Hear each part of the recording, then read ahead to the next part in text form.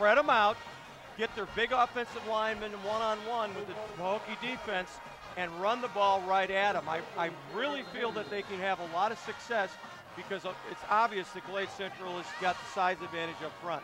And you just can see, looking right now, we've got a good across-the-line shot of that line, and they are absolutely huge. And plus, going with the wind, you'd think that would give them a little bit of an advantage as well. Okay, from the shotgun again, Holly going to keep it, going to cut left, going to cut up the middle, and he makes enough good moves to gain about 6 yards on the play. Yeah, how do you coach that? I mean, Holly's going to run the option to the right-hand side, the wide side of the field, sees nothing happen and stops on a dime and gets back across the field and gains about 7 yards. Here it is right here. Watch the stoppage of his feet. Just changing direction like crazy and gets 7 yards for his team. So it looks like second and a long 3 for the Raiders. From the shotgun again, this time Holly looking for someone deep. He's going to take his man in the flat, number 82. He's got it and he's lost the ball, but it looks like he was able to jump on it, so the catch is good and he recovers his own fumble. That was Rantavius Wooten on the play. Yeah, Rantavius was the outlet receiver, Dan. He was looking for the backside post for the home run, and they covered it to Dante. So what happens is the quarterback just comes back to his backside receiver, makes a nice catch, and gets the first down. All right, it looks like the rain is dropping off just a little bit, not quite as heavy as when it first started. Let's say a light mist on the field. 1st and 10 for Glades from the 24-yard line, and taking it right up the middle is Holly again, and that's going to be good for, looks like about 5 yards. Yeah, and if we get the replay on this, you're going to see the offensive line for Glade Central sealing everybody off. There is nothing coming in right now, and therefore you can pick your way. And this little guy is absolutely quick. Here it is. He's not even touched. There's the Glade Central offensive line. They've got everybody sealed off. And this young man has got strong, strong legs as he just keeps driving for that yardage, for gain of 4. Not a big player, 5'7", 175, and we saw him on the sideline before the game. He's got a very young look to him as well. You have a hard time believing that he's older than 15, but there's no doubt about the talent there. No, if he's truly 5'7", 175, he is put together, because that's a pretty sizable weight for a 5'7" kid, but his legs are huge. There's a shot of my old buddy Leroy Foster on the sideline. He doesn't look all that concerned. Not happy with what he's seeing right now, though, as Glade Central is driving the ball and has got a 2nd down and 6 from, it looks like, about the 24-yard line. Again, a little tough for us to see at this low angle, and also with those huge linemen in the way. So here we go on 2nd down. Holly still operating from the shotgun. Going to take it and a little misdirection to Damian Berry, and that's not going to be enough for the first down, I don't believe, but good enough to get them a short yardage play on 3rd down. Jatavius Miller stayed home on the counter play, and you'll notice once again they got through the line. Great open field tackle by Miller to prevent actually the touchdown, because there's nobody home after that defensive back. 6:40 to go in the 2nd quarter. Pahokee with a shocking 21-7 lead over Glade Central. So you know that the Raiders are desperate to score on this drive to get back to within 7 after losing a fumble, which led to the 14-point difference thus far in the game. And a fumble on the snap, and Holly goes back and he gets it. And boy, that was close. That was close to being picked up there by, I can't quite tell the number. It looks like it might have been number 24, Norman Griffith, who almost recovered the ball, but his back pad there is obscuring his number. Yeah, that was a walking disaster from right there. Watch Holly go back, though, and somehow get his shoulder pads in the way and get the ball. That's an outstanding play by number 8. Very good hands on that play by him. Okay, so now that complicates things. We've got 4th down and long. Call it 4th and 18. Holly in the shotgun. Looks like he's going to send some receivers deep. He's got 5 receivers going deep. and is going to chuck it down the middle, and he's got a man. It was right in the hands of Taurus McKinley, but he dropped it. That very easily could have been a touchdown for Glade Central. It absolutely should have been a touchdown. A great throw by Holly. They run the double post on the backside, and number 2 has got the chance to make the play and be in the end zone and bring this thing to 21-14, and just drops football. Boy, I don't know, with the effectiveness of that play, I don't know why you might not try that more often. The 5 receivers looked to be a little bit too much for Pahokee to cover on that play, even though they saw it coming. Well, and there you see the ball was right in his hands, but who knows, maybe because of the recent rain, things are a little slippier, and he had trouble hanging onto the ball. And of course that's possible, but I watched these kids before the game, Dan. They weren't dropping anything. And I know the rain came down a little bit, but I just think he just dropped the football. So Anthony Shepard leading the Blue Devils back now. The pitch out to the right, and it's going to be stopped for little or no gain on the play. Glade Central needs to stop right here and force Pahokee to punt into the wind and get the ball back in their hands, because I know they can have success doing what they're doing. They just have to finish the deal off. The bad snap stopped them in the last drive. The game, in my mind anyway, is fairly evenly matched, even though the score is 21-7. Making it slightly lopsided, of course, was the fumble deep in Pahokee territory, which got Glades in trouble at this point. Now 2nd and 10.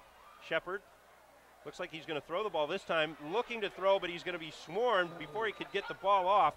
He is sacked back about a 4 or 5 yard loss, which is going to bring up a 3rd and long, probably about a 3rd and 12 yards for the Blue Devils. I wouldn't be surprised if they come out here and run a draw or a screen, or maybe even a counter play.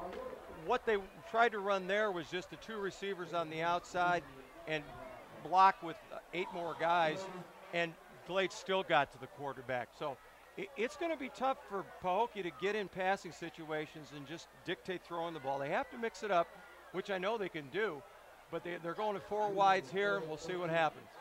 All right, back in the shotgun, and a bad snap, and Shepard gets it and throws it out to a receiver, almost completes the pass. A heads-up play there by Shepard on what could have been disastrous for the Blue Devils. Yeah, and that was a break that Glades was looking for right there. Absolutely, that's the ball.